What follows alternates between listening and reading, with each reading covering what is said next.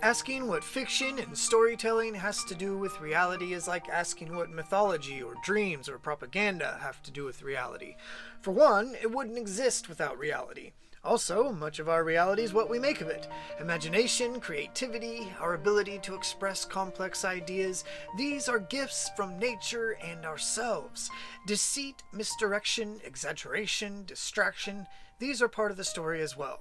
In its benign form, storytelling is a pastime, a comfort, or a tool to teach a moral lesson. In the war of ideas, it is a powerful weapon that can shape minds and change history, one that religions have almost exclusively wielded throughout most of history.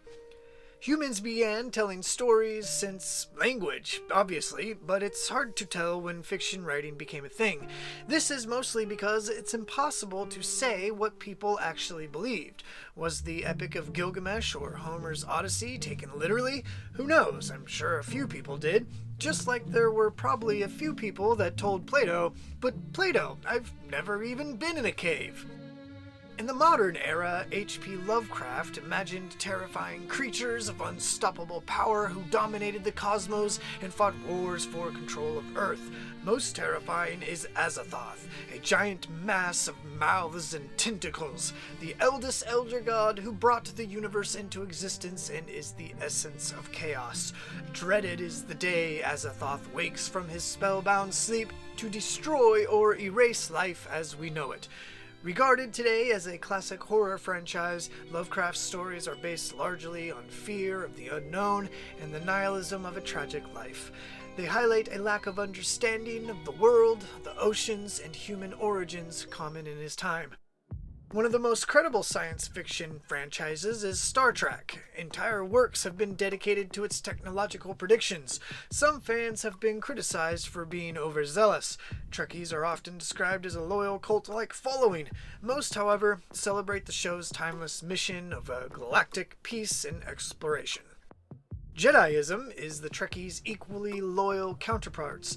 The rivalry is treated as a joke by many, but with some fans, it's hard to tell.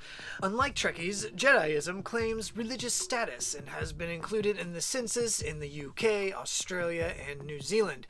Philosophically speaking, it's probably closest to Taoism, although it's hard to say what plastic toys and imaginary sword fights have to do with the flow of the universe. It's not the only fan fiction to become a religion. Dudeism, from the movie The Big Lebowski, is also a parody of Taoism. You can become ordained immediately at the Church of the Latter-day Dude, totally free, without obligation at Dudeism.com, or don't do that.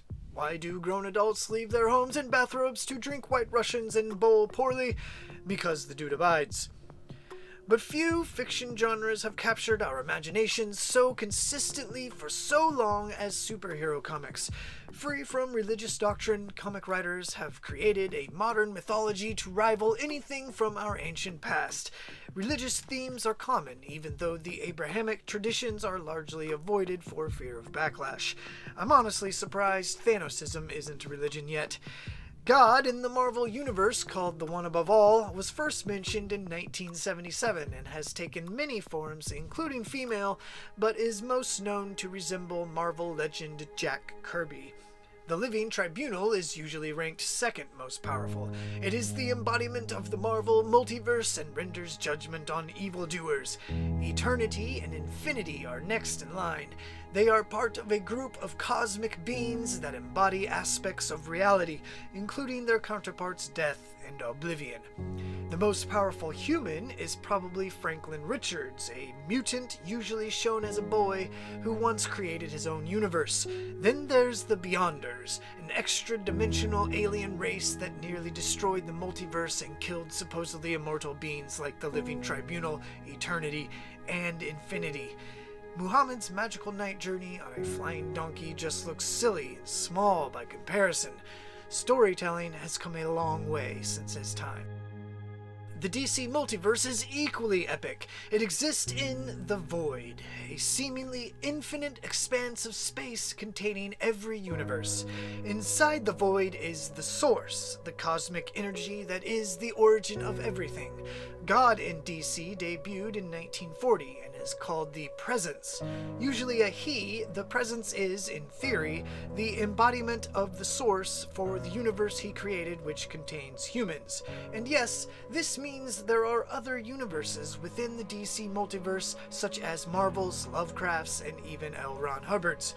Lucifer, Morningstar, the fallen angel, also exist in DC.